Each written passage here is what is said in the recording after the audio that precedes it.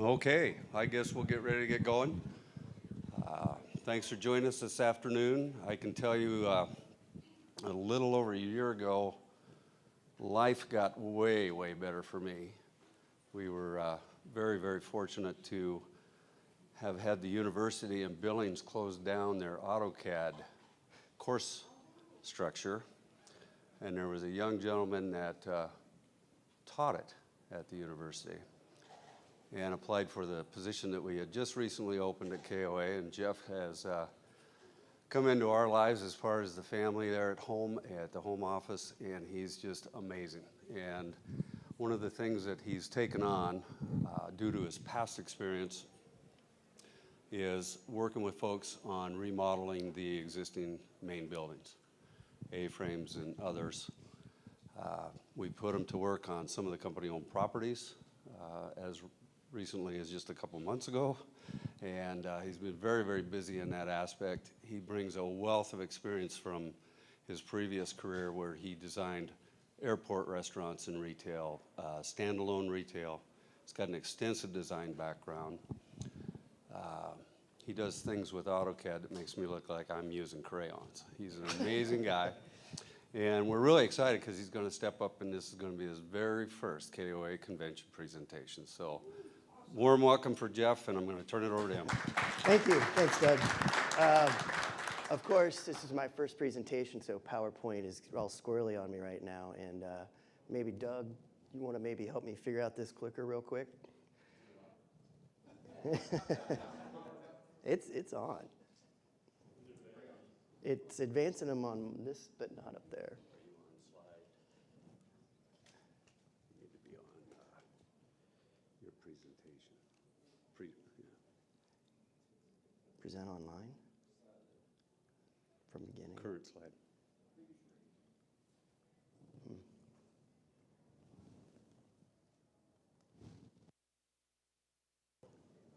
Thanks. All right. Sorry about that, folks. Thanks, Doug, for the introduction. I appreciate it. And thank you all for being patient with me. We have the afternoon after lunch seminar, so I hope I don't put anybody head bobbing asleep. There's already a yawn right there. I saw that.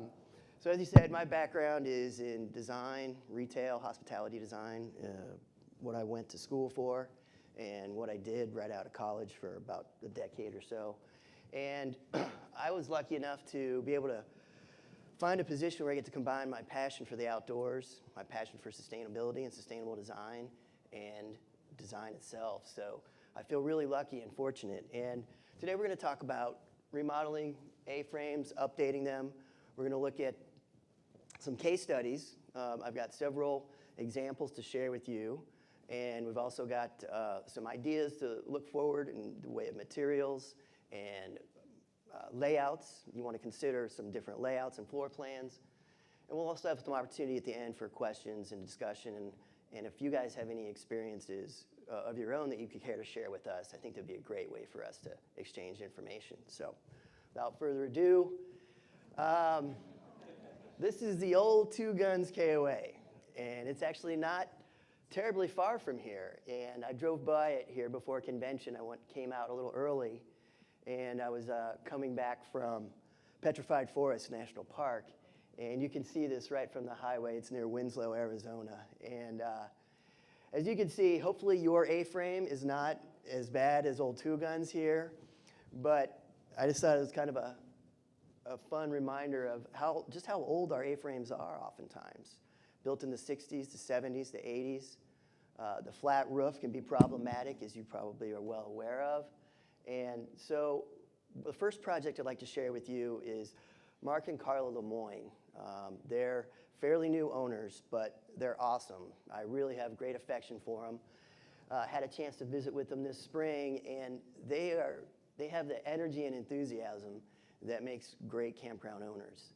And their project in Coloma, St. Joseph, Michigan, they remodeled the inside of their store. And this is their new layout. So they took the registration area and made it nice U-shaped counter up front in the middle, but it's off to the side of the entry door. And one of the nice things about that is that allows people queuing up or standing in line at the registration area not to block the traffic flow. So that's a nice key factor. The other thing that I like that they did with this plan is that they angled their merchandise kiosks, and that does a couple of things. First of all, it allows sight lines to the back display walls, okay? The other thing it does is it allows the customer to start to see some merchandise on the gondolas, okay? If they're just perpendicular and facing you straight forward, you can't really see what's down the aisle. So it makes them a little more shoppable, a little more enticing. On the ends, or the end caps as we call them on the fixtures, that's where you have an opportunity to put impulse type purchases as well as what is called cross merchandising. Okay? And cross merchandising is where you take products from different departments or areas of your store and put them together to make an interesting focal point display. It's how you increase add-on sales. Okay? So the other thing that they did is, and I'm going to show you some photos, is they redid their food service area. They did an amazing job. And from where it came to where it is now, I think is going to be really impressive for you folks. So on the outside of the A-frame, they fresh coat of paint, added the deck, refinished the deck, but they also added some seating areas up here and some really nice landscaping. So as you can see, they did a great job with the landscaping. They still have their rental units, but they're not a detraction. They're not chained to the fence. Okay, because a nice presentation, the first impression of a camper when they come up under a campground after the entrance is typically the A-frame. Again, they created a nice, relaxing seating area, a place for folks who purchase concessions, a place for them to eat outside. And as you walked in the old store, this is immediately what you saw. Okay, old VCT, vinyl flooring, wood paneling, which is often in many of the old A-frames, okay? Nothing says 70s like wood paneling, right? Old Formica countertop, and then just stuff everywhere, what I call visual clutter or visual noise, okay? It's great to have a lot of merchandise in your store, but you need what we call some negative space, okay? You can't just have product everywhere because nothing stands out. It's just a sea, a mass, and nothing makes sense to the consumer, okay? But by cleaning up a lot of this clutter, things stand out and people feel more comfortable making a purchase. This is what the new registration counter looks like now. And I thought they did a great job. We replaced the flooring, LVT or luxury vinyl tile, gives it a wood look without the cost or maintenance of real wood. Again, those gondolas on the aisles. They put their concessions, the coolers, in the back of the retail area. That's kind of the stuff people are coming in for, and they have to walk by the impulse items to get to that. So that's a great strategy. I'll tell you what, if we can hold questions till the end, I'd appreciate it. Thanks. And then I thought they did a great job of using the corrugated metal on the front of their countertop. I thought that was really fun. Yeah, it's a little bit different. It's not very expensive, and it's just a raw metal finish with wood trim. They also used, instead of laminate for the countertop, they used a Corian solid surface. Okay, it's going to be a little more durable. It's going to wear a little better. Also gives a little higher aesthetic and a nice high quality material. So again, this is looking at the old service counter, and that was their food service area over there, okay, in the background. So food service area, and this was the entryway. Again, more dark brown wood paneling and candy gondola. This is the new food service area. They kept consistent use of the materials, so the corrugated and wood trim, so everything kind of feels cohesive inside from a design standpoint. And the customer flow works straight. They're able to serve people who want ice cream or people who want the pizza all at the same time rather than just having one service station for everything. Coffee area, self-serve. They have their own coffee from a local roaster, so it just kind of gives it that local flavor, literally. And it provides a really high-end experience for the consumer, or our guest. So again, this was their retail area before. Typical gondolas, this happens to be pegboard.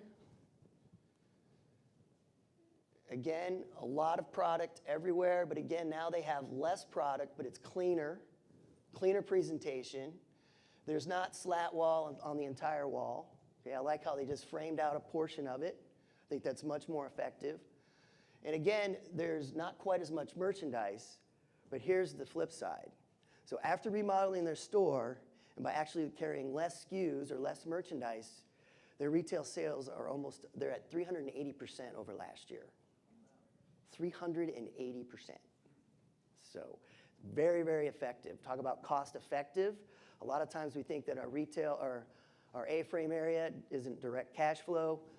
This is an example of where you can directly cash flow a remodel. Food service sales have greatly increased as well. This is a remodel out of Richmond, and I want to talk about what they did on the exterior. Okay, first of all, I think the landscaping is outstanding. Okay, very, very effective, very welcoming, really says that these folks care about their campground. Jeff, Yes, sir. that's actually my campground. It is? Richfield. Richfield? Yeah, Richfield. I'm embarrassed. I have red cheeks right now. Thank you for correcting me. And what's your name, sir? Mike. Mike. Thank you, Mike. Oh, I apologize. Richville in Utah. And what I like that you did, Mike, is I love the stone veneer. I love the stone veneer wainscot. I think that really gives it a high quality aesthetic. And then again, the stucco above. It looks really great. And it has that Utah Southwest flavor. Standing seam metal roof, I think it's a great choice and a great option. Very durable. It's going to last forever. It also goes with the look. I think it works with the A-frame. I like how the standing seam lines reinforce the angle there. So I think it's a very effective choice. Great job, Mike. A yellow door. Yellow door. KOA yellow. I love it. So Leavenworth. They're just starting to restock the store. So that's kind of where this photo comes from. So this is typically not how it looks. But again, they took rusted corrugated metal with sort of a rust finish here. Gives it kind of a old cabiny feel, but it's still contemporary and modern take on that. Again, the gray vinyl flooring, but it looks like wood, wears well, easy to keep clean. Again, the concessions are in the back. But what I really like here is how they're not using the old gondolas, they're using grid fixtures. And I prefer even grid on the wall, which we'll see some examples of later. I really think that slat wall has seen its time, and grid is very cost-effective, comparable to slat wall. Okay? Very easy to find, and the black just really adds a great background to allow merchandise to pop off. Okay, so another view, they've got slat wall here, but it's clean, it looks nice. They changed the HVAC. Also notice that they replaced the ceiling tiles. Okay, next time you're in your A-frame, look at the ceiling tiles. They're probably in pretty bad shape. They may even be really dusty, they're hard to clean. And there are a couple options you can do with ceilings. You can remove the drop ceiling altogether and put drywall or gypsum up. I think that's the highest quality choice. It allows for the best lighting placement. If you do keep the track, at least consider replacing the ceiling tiles. They're not very expensive. Okay, so rather than try to clean or reharvest the old ones, the new ones now are much more sustainably sourced and manufactured. And I think they're a great choice. The other option is consider painting the ceilings, the drop ceiling. Consider painting it out, track and all. Okay. One thing to caution when you are painting out these ceiling tiles is they soak up a lot of paint. It's usually easier to use to rent a spray gun and spray it out if they have a lot of the nooks and crannies, because trying to get the paint in there can be a real challenge with a brush. Okay, so a couple tips but again, this highlights the grid fixturing. It sort of just goes away. And I really feel like it's effective. And they have tons of accessories, pegs that can, hold just about any type of product or a shelf that you can imagine. And there's another shot of the area where the coolers are. And then this brings us to Westchester and Lori and Gary's project. And I thought they just did an outstanding job. She has a tremendous passion for their campground and the retail end of their campground. She also has a passion for care camps, so you'll probably see her volunteering here at convention with that. They had this storage area in the back of their A-frame with a garage and paver block floor. So what they decided to do is they decided to take all that out and re-poured the floor and put a new retaining wall up. They're on a bit of a sloped site, as you can see behind them. So they put a cinder block wall in there and re-poured the floor, took the pavers out and re-poured the floor, and that gave them a lot of extra square footage. With that extra square footage, they replaced the floor and all the finishes. And here they used a floating floor, so they just went right over the existing one. They didn't have to tear it up, didn't have to demo it. This is an engineered wood product. So a little bit more expensive than vinyl, okay? But much higher quality aesthetic, okay? Easy maintenance. And what you have here is you basically have a manufactured product with a layer of wood on the top. So rather than the cost of a solid piece of wood flooring, it's much more inexpensive, and you've got the click-lock floating system where it's really easy to install yourself. This is their new registration area. They just added some trim molding to the front of their cabinet. So basically just trim and some base molding around there really gives it a high-end look. And then what they did is they just painted it. Painted it out with a neutral gray, which is very contemporary, especially with the dark brown wood. It's kind of a look that's come around in favor over the last several years. And when painting the cabinetry and things, you want to look at an enamel or an oil-based paint. Okay, it's going to wear and wipe down much better than just a typical latex. They also redid their retail area, and notice that, again, they put their food and concessions in the back. Okay? And they've seen tremendous uptick in their retail sales because people have to go buy the eye candy stuff to get to the real candy. Okay? Another great thing that they did is they took the opportunity to add an ADA counter height to their registration area. Because of the remodel, you're typically going to have to make some ADA concessions on a project of this magnitude. Okay? This is their coffee area. Again, they just kept the old cabinetry, but new paint and new hardware. Okay? Very inexpensive upgrade is to get some new hardware, like a satin nickel finish or a stainless steel finish. Okay? It gives it a real high-end quality aesthetic. A quartz-like laminate. So it looks like quartz, but it's actually laminate. And then some great light fixtures. Their total lighting package for the whole deal was only about $600. So you can find some really great values out there. Places like just at Lowe's or through our partners with Home Depot, you can find some great lighting options. They coated the beams in wood, added some hardware details and stained them out. And even though they're not structural, it really gives it a nice look. And it helps define this space. Okay? We often have this big open area, and it helps to kind of use some visual cues, whether it's floor finish change or a ceiling soffit, or in this case, beams, to help create zones and define spaces.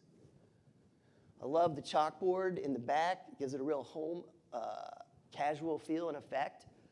And I think they did a really just a bang-up job with this. I love the use of the crates as merchandisers, wood crates.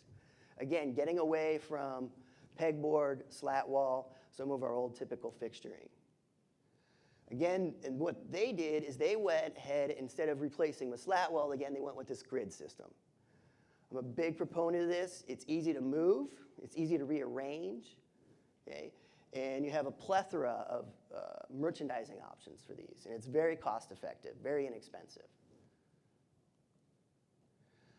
They replaced their drop ceiling and removed all the HVAC. It was so old, it had mold issues. They felt it was a health issue, and they wanted a healthier air environment. So they just got rid of the HVAC, and they went with what are called mini split units or heat pump units. And these are up here, the white ones on the wall.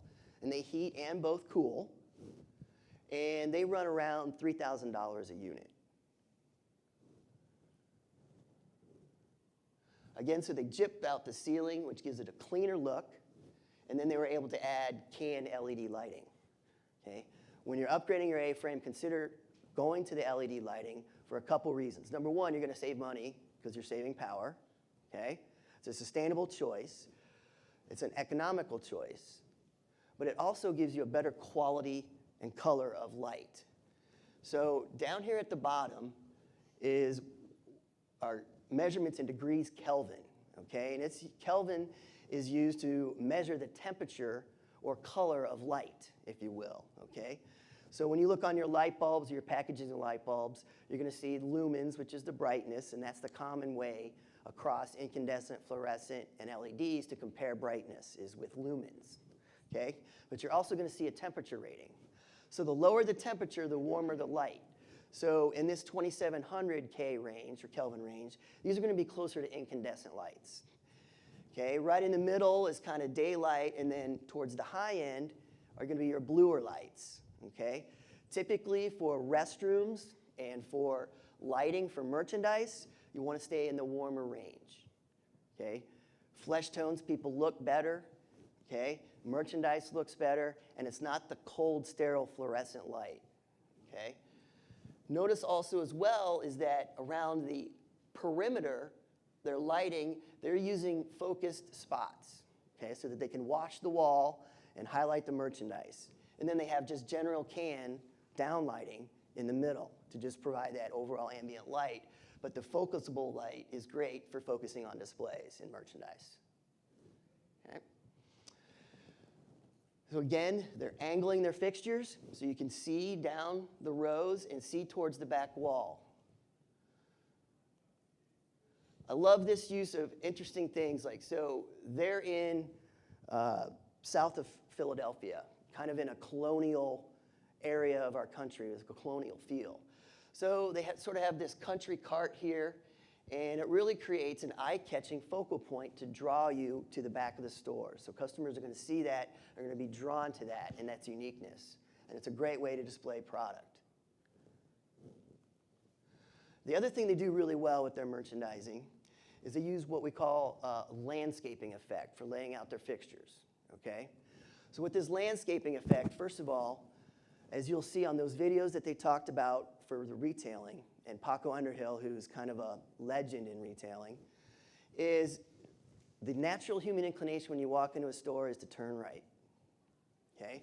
So they put a real eye-catching pop display right in the store, right on the right-hand side as you walk in. And then they went with this, what I called, again, mentioned earlier, the landscaping effect, okay? So they've got table presentation in front, okay? Nesting tables or tables, low-height fixtures in front and along the aisles. Again, this is what we call a three-tier table. And then they have medium-height fixtures behind them, so you can start to see that and want to investigate that a little bit further. And then they have their wall presentation in the back. Okay? So again, you're sort of sloping your fixturing layout as the customer views it. Okay? So that way, two things. One, if you have tall fixtures right at the end of your aisles or on your rows, it kind of feels psychologically like a barrier. The customer doesn't want to go in there. Okay? But this is more inviting. They can see what's in the back. They have sight lines to the back wall that draws them in. The other, as I mentioned earlier, Lori is very passionate and active in care camps, and I really wanted to acknowledge her with this. They had a carpenter put together this custom display. I think it ran them around $1,200, but they have a collection for donations as well as care camps t-shirts and displays, and they also have a library, okay, where folks can leave books, but also take a book for $1. So I think it was just a really great program. And they also have this really neat Coins for Campers display right next to it. Thought it was a real fun parking meter display. So some flooring ideas. I mentioned the LVT, the vinyl. I'd say that's your bottom level choice. It's going to be the least expensive, but there are some other options that are very price comparable, okay? So of course, tile or stone is going to be a great option, easy to clean up, easy to maintain, looks dynamite, okay? Especially stone, I think that really kind of has a lodge or a cabin or a camping feel. It's bringing the outdoors inside, natural materials. I think that's a great choice. One thing you may not be aware of is linoleum is not your grandma's linoleum from back in the day. It's new, and it's actually a very earth-friendly and sustainable material. Okay, it's made from natural materials. And it comes in tiles, but also in sheet, roll good. Very easy to display, or very easy to install, excuse me, and it really looks sharp. It looks much better than vinyl. Laminate flooring, I think everyone's pretty familiar with that. It's been around for quite a while. It's click lock, it's laminate. It does fine, it floats, so you can just lay it over your existing floor. Sometimes people don't like the clicky sound it makes as you walk on it. Sometimes it can scuff up, but it's again a value choice in price. Wood or engineered wood, as we mentioned earlier, and a couple you may not be familiar with. So cork flooring, again, another sustainable or earth-friendly choice, and really looks great, looks natural. I've got some examples here. This is actually some cork flooring right here. Here's some slate. And then the next one is rubber flooring. A great option. It wears well. It's very durable. It's price effective. And then the last option is you can go with a concrete floor. Either remove your existing flooring and stain and grind what you have underneath, or you can pour a float over the top. And a couple options with that is, of course, you can add mix to the concrete, and so you get a thorough color to it. You can also stamp it. We talked about this in the patio site upgrade guides, about stamping the concrete. Staining it is another option. But you can also grind and polish it. So here's some different levels of concrete where they grind the very top of it to expose the aggregate. And then they polish and buff it out, and it actually looks really cool. You can also add things to the top layer, such as crushed glass. Okay? So you can actually lay things in there and give your store kind of a custom local flavor depending on what part of the country you have. So those are just some different flooring ideas that I wanted to present to you. Okay, this is Wilcox, I believe, and this is their before, and this is their after. Again, I thought the River Rock wainscot, I think that horizontal line and dividing really breaks up, works well with the horizontal lines of the existing A-frame. Again, stucco on the front. But one thing I want to point out with this, though, they went away from the flat roof, which I think is a great choice. Rather than trying to keep repairing that and replacing that, they went with, again, a standing seam metal roof, which I think looks dynamite, and it's going to wear well. But they were able to put a regular cornice roof on there. What that also does, besides looking great, is it hides all the mechanicals up there. Okay, we've got the AC units and all the mechanical equipment up there, TV antennas. It's able to hide that. And I think that really makes it, really finishes it off. This is Louisville. This is a company-owned property, and this remodel took place a few years ago. But I have a lot of documentation on it, so I want to share this with you guys. So before, got this old vinyl awning. The wood trim is really worn. The soffits are falling apart. And the new layout looks like this. So again, the front entry, and then you have some relief space so that you can queue up at the registration desk. And rather than just having one desk, they went with 3 kiosk stands to help break up the traffic flow, okay? Again, to the right, merchandising area.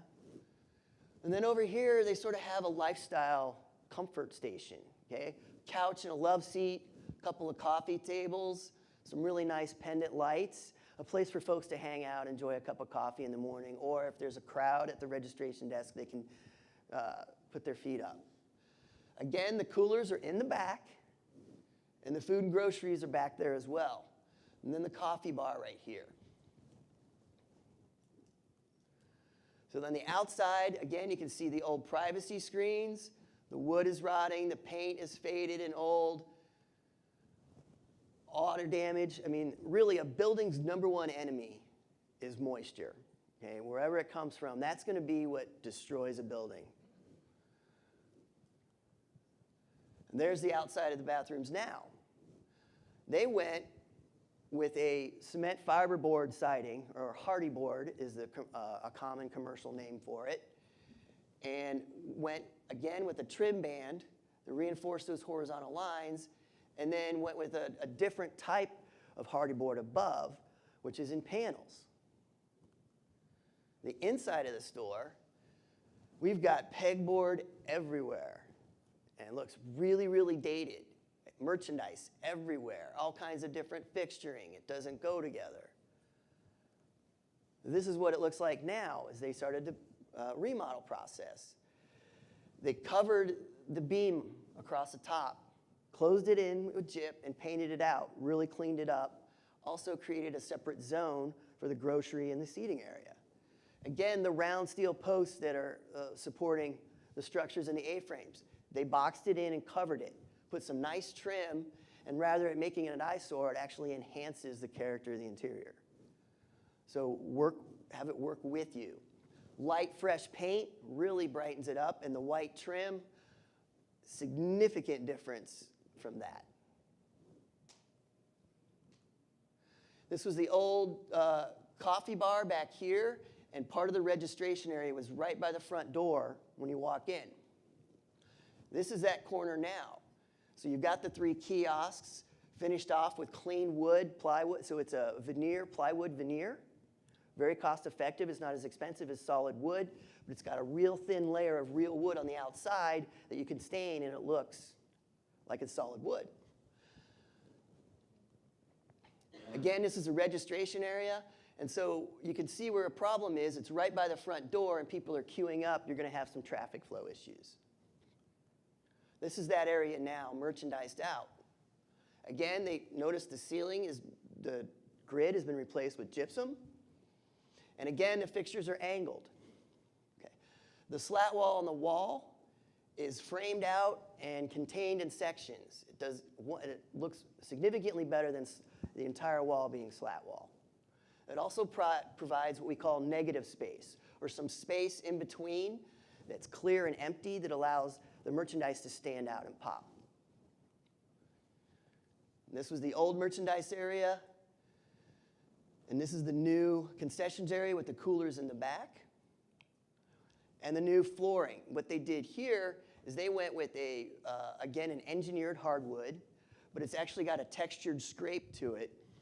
If you can see this in the shadows here. And that makes it look like real wood that's been distressed, but it's actually pre-manufactured that way. And again, it's tongue and groove. You can put it together. They've got a foam moisture barrier underneath, provides a little cushion, and pretty easy to install. This is again, the exterior. The other things to think about, your soffits and fascia boards around your roof lines. Okay? Typically, those are made out of wood, and they're typically rotting. They've been holding moisture and falling apart.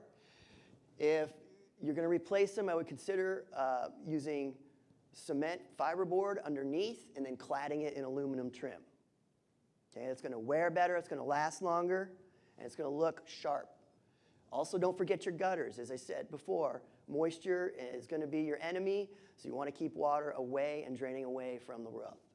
So don't forget the gutters. So back to that hardy board and that siding. One of the nice things about this is rather than removing the old siding, which could actually cause problems and be difficult because these A-frames are so old, some of this siding may be what's holding it together, you can just clad it to the outside, just go right over the top of it. They put some blocking in to smooth it out and make everything one level. And again, they went with the horizontal hardy board cement boards. These are individual boards and then panels up above. So some exterior cladding ideas to consider, okay? As I mentioned, the hardy board or the fiber cement board typically runs in the range of $6 to $12 a square foot, depending. The stone or stone veneer, as we saw here and we saw at Mike's place, is commonly called cultured stone, is less expensive than real stone. It's lighter weight. You could put it up with mortar. You can do it yourself. But it's a really thin stone. And you can either get them as individual stones, or you also can get them in pre-engineered panels. Okay, they're essentially made out of concrete. And that goes around $10 to $30 a square foot. There's a wide range in quality, wide range of options. Some other things to consider, corrugated metal like we saw in Coloma's, what they did on the inside, you could do that on the outside. It'd be a great wainscot for the bottom. Corrugated metal or with that rusted look. Another, as we mentioned, stucco. It wears forever. You want to go with a smoother finish, not that rough stipple that catches things, collects cobwebs. But go with a smooth hand trowel finish. Again, you have a wide variety of color options.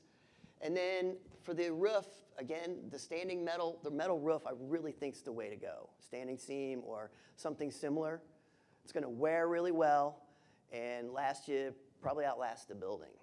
So, again, the finish with the paint, that same corner. So that's the corner before, and that's the corner now. So it makes quite an upgraded difference. So new cladding, some paint, and it makes a significant change. Here they're getting ready to move in the front entry. They got rid of the awnings. They put in new windows and doors. That's going to make a big difference. Number one, from, again, a moisture control standpoint, which will protect the rest of the building. It's also going to increase the thermal efficiency of the building. Okay, climate control.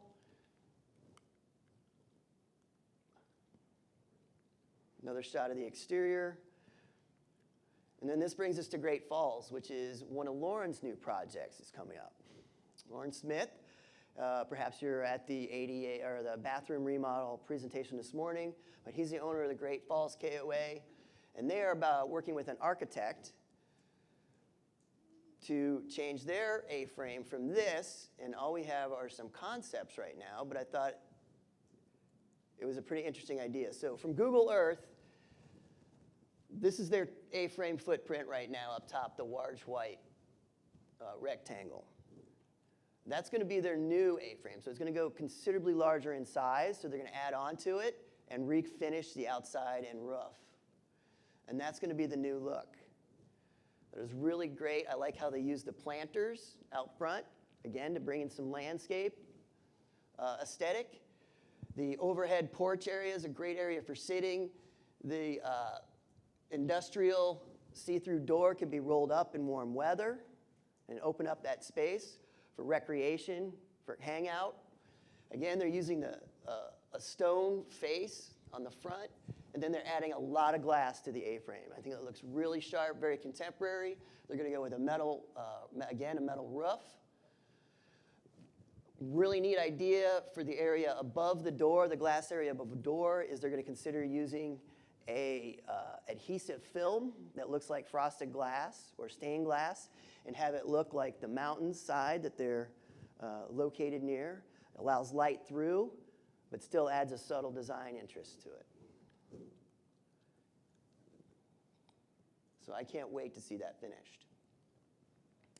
And then this is a plan we're working on at Moab. So this is the current A-frame at Moab. We had field measurements taken. I drew this up in AutoCAD. And this is the current service area and counter right now, which is not working for them very well at all. Front entry door is right here. This is the entry door to the stairs to the above apartment.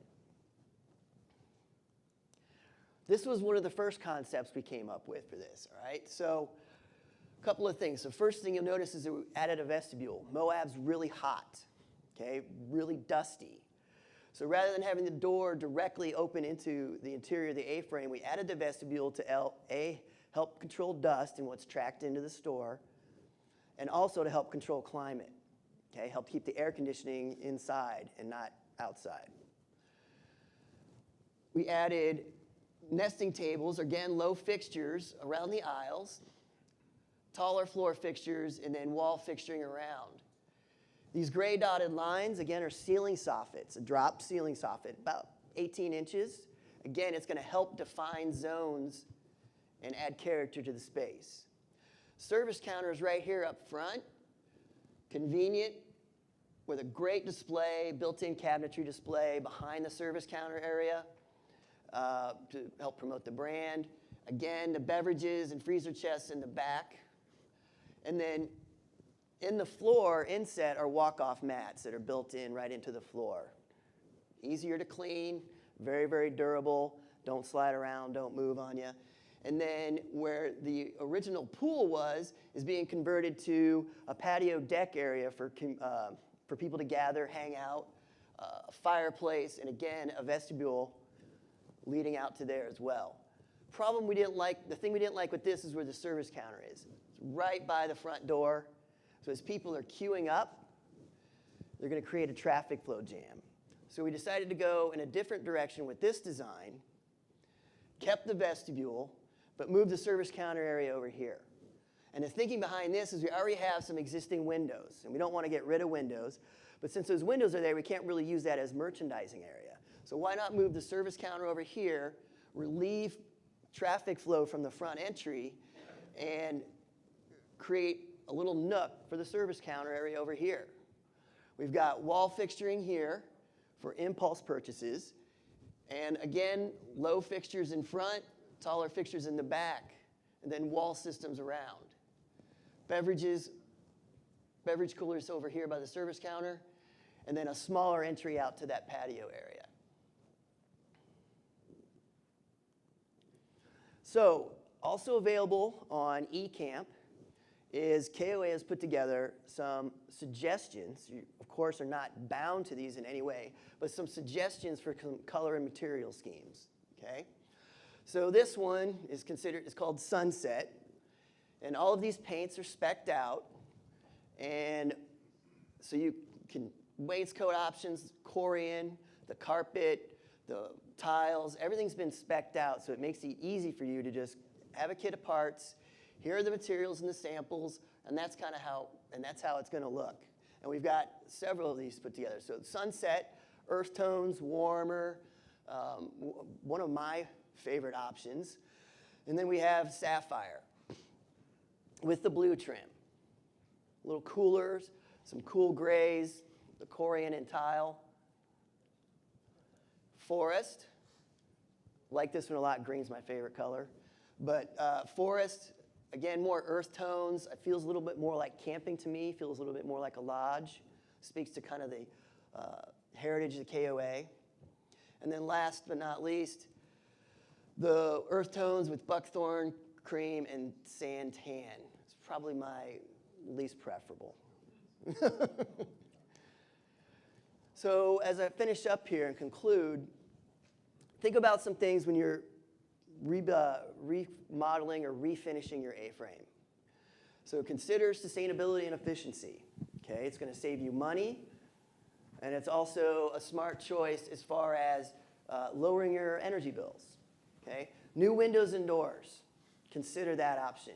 The old windows and doors are probably collecting moisture, probably creating drainage problems. Water's probably getting inside your walls. Okay. They're also going to be much more thermally and energy efficient and create an airtight seal in your building. Consider LED lighting. I touched on that earlier. Very cost effective. The price of LED lighting has come way down in the last several years. Your appliances and your equipment, Energy Star equipment and appliances are going to be more efficient, greener choice. Again, your building materials. Consider sustainable and energy efficient options, as well as your finishes. You want low VOCs. So control moisture. Look for Energy Star compliant equipment. Your wood that you used, look for the Forest Service seal. Green seal on cleaning chemicals, paints, low VOC on paints, wall coverings, carpets, and flooring. And that's all I've got. Does anybody have any thoughts, ideas, or questions? I do want to add, before I conclude, that some things to consider in your project planning. So that Coloma remodel came in at around $45,000. That would Mark and Carl as they redid the store. The Again, for the Westchester, Lori and Gary's project was around $70,000 altogether. And then for Louisville, which was exterior and interior, again, it was going to come in at around $80,000. So they had about $45,000 on the exterior and about $24,000, $26,000 on the interior finishes. So that gives you a little bit of a pricing idea. Also, some things to consider. Before you start your project, build into your budget. First of all, have a budget. Build in some contingency for it. When you start taking things off that old A-frame, you never know what you're going to find in there. You could come up with some interesting surprises. More often than not, there's going to be water damage, wood rot, termites, that type of thing. So be prepared.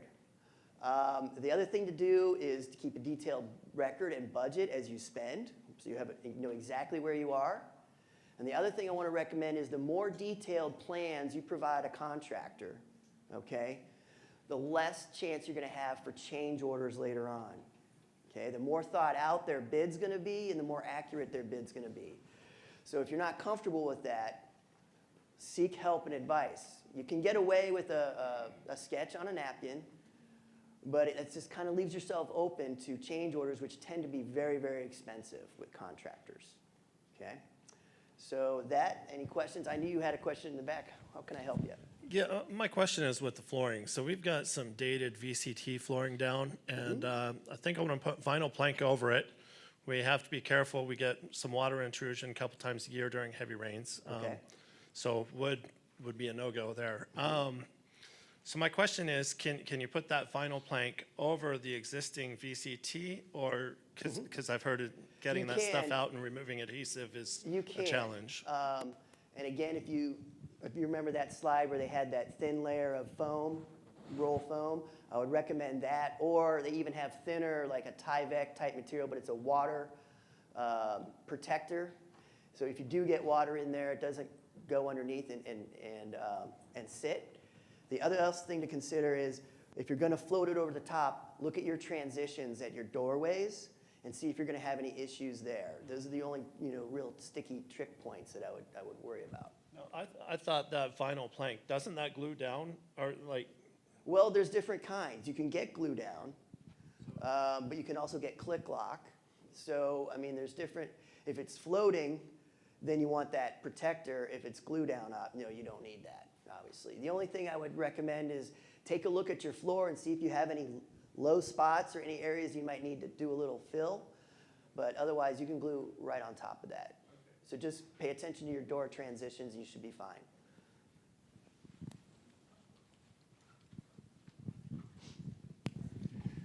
I'm from the Willamette Valley, Oregon, and Nice. we Great. had 70 inches of rain last year. So our A-frame in '87, it faces west. Very rainy when we're open year-round, so the vehicles pull up. So we extended the pitch of the roof for a covering all the way out past the sidewalk. Concrete great. pillars, heavy timbers, patio slab, replaced the window, and we have suspended lighting, security lights, or security cameras disguised up in the roof, tongue and groove ceiling. Oh, beautiful. So we re-roofed, and I waited so that it would all be the same with the new roof. But we've had a lot of compliments, but it's really worked out well in terms of people can pull up in the winter, step right out of their RV and into the store. Thank you. That's a great idea. And I'd love to see some photos if maybe you wouldn't mind sharing those with us. But extending the A-frame roof over to create essentially a carport area, or a porte cochere, as it's sometimes technically referred to, again, provides a more welcoming entrance experience and protects people from the weather. So I think that's dynamite. What, if I can ask real quick, what type of roofing are you going to go with? Well, we used an architectural asphalt shingle. Okay, gotcha. Nice. Yeah, I'm from Westfield, New York, Lake Erie, Westfield. I was wondering if anyone's done anything with vinyl on the sides. I was looking at, we have the sand tone browns and gentry cream, and I was looking at vertical line siding that would kind of still have the same lines as the current T111. But in my 28 years, I think I've painted my building close to 6, maybe 7 times, and I'm done painting it. I would like to look at an alternative to. We have we've changed some doors out. All my windows have been replaced. My store is completely all redone. And any of the trim has all been changed out with PVC 6-inch board, getting ready to have the vinyl put on. But then all the wood's going to be wrapped in aluminum. I was just wondering, this is what we're attempting to do here for the spring season, a little bit here in the fall. If anyone's put vinyl, or if I'm just looking in the wrong direction. Anyone have any experience with vinyl? We actually just finished doing vinyl siding on ours. It came out pretty good. They put extra layer of insulation behind it, so it improved the outside of the building. We do have the horizontal stripes. Lap board? Yeah. That and redoing all the windows with the dual pane windows and that, it was about 20 grand for the whole building. Okay, nice. The only caveat I would mention with vinyl siding is typically you don't see it a lot on commercial buildings because it's probably the least durable of the options out there. So, that's just something to consider, and it can fade over time. But those are the only 2 caveats with it. I would consider looking at like a hardy board and see what the price difference is for you. It comes pre-finished.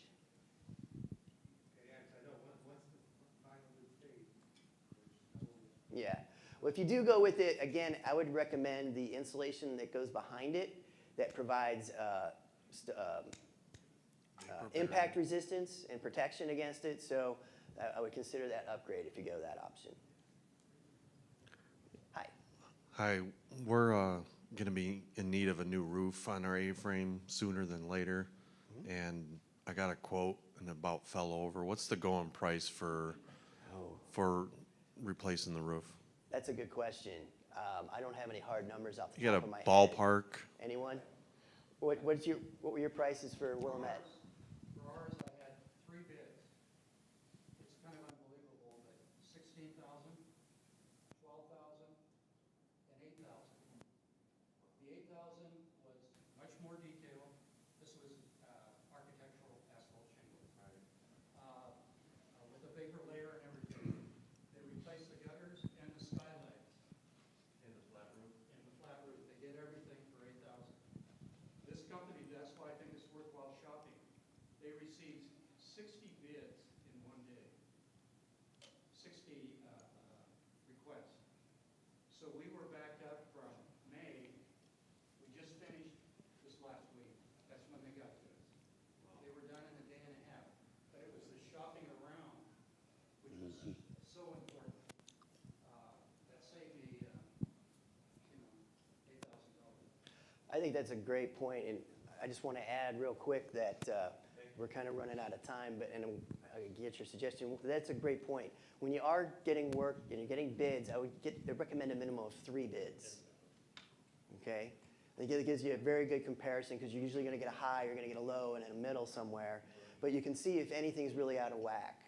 And while he got a great price at $8,000, I'm more comfortable because it was very detailed. But oftentimes your lowest bid isn't the best one to go with. There's usually a reason it's the lowest. And yes, what was your price? Yeah, we spent about $12,000 on ours, and it was a metal roof, Yeah. and it was a copper color metal roof, but that included the fascia and soffit and gutters and everything. So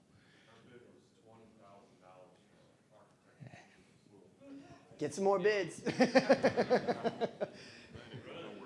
Yes.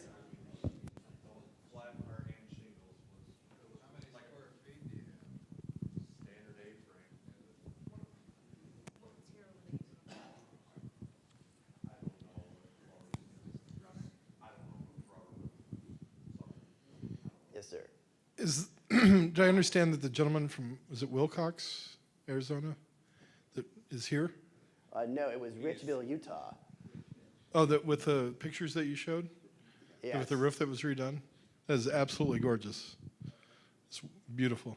$12,000. 12,000 for just the roofing portion of it. And the fascia. The stuff on the rock work and all together, still probably around $25,000. Beautiful. It made it look so much better that the wood was rotted and Hence lower maintenance materials, durable materials. So yeah. Do you know if KOA's got blueprints from way back in the day of these A-frames? You know, there are some floating around. In fact, we were just going through, we were in the basement of our home office building going through tons of drawings, and there are a few out there, but the catch is so many of them they're not standardized, and Doug can speak to this even better than I can, but they're not standardized, so even though you may think these are the plans, they may not have been built that way, so. I would add to that that we do have them available, and if you like them, it's a good starting point. Yeah. Okay, because Sure. in most general circumstances, what we found with working with folks is the plumbing is pretty close to where the plumbing is on the drawing. It's not on the other side. Okay. A lot of times your electrical service panel will be located in a different location, but they really are a good starting point, and we've got all 4 sizes available and back to 1968. So we've got the 4 different sizes throughout, and we just recently purchased a scanner plotter, which has been a big upgrade for our department. We can scan them and send them to you as a PDF, or we can scan them and send them to you as a hard copy if you want. It's just an email or a phone call, we can get them to you. You might not know off the top of your head, but the A-frame comes down like this. The walls under that are probably load-bearing, but is Correct. any interior wall between those underneath There's they're usually a probably post and not beam load-bearing? situation. If you have post and beam, chances are you do if it had an upstairs apartment particularly.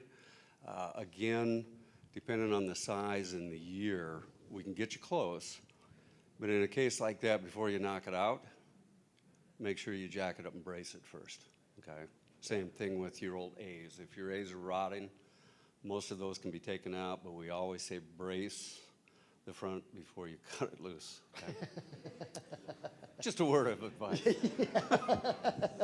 Thank you. Well, we're running close. We've got another question. What do you need to get a blueprint? Just the outside dimensions? Yep, because they all came in just lengths and feet. So if you can just shoot us a note or give us a call and say, you know, I've got a 62 or 55 or 50, whatever yep. it is. And it was quite a find going through that stuff in the basement and finding them. Yeah, 'cause it's kind of neat. we've got them for you if you need them. Just for any of them that might be considering a bathroom remodel going ADA, Jim French's predecessor sent us the forms, the layout, spot on, way to go. And the building design is called the Boise Cascade. Yes. We ordered the original plans for ours, Okay. and they were, once again, spot on. Nice. So, The Boise's are by far the most accurate. Lowe's Camp are the ones where I say it's close. Your clean out might be 8 feet further away or, depending but, on when it was built and where it was built. So- yep. But as far as, if you do a bathroom remodel, look at Jim's. Yep. I know you probably got some newer ones, We do because the sizes have changed Right. from 81 to, but ours was built in 69. yeah. Okay. It's great. That's awesome. Well, I really appreciate you guys taking it easy on me in my first presentation. And Mike, thank you. I'm going to get that slide changed before tomorrow. But thanks again. And Doug and I, again, are always available. Email, shoot us a phone call, send us an email. We'll be happy to help you out in any way we can. Thanks.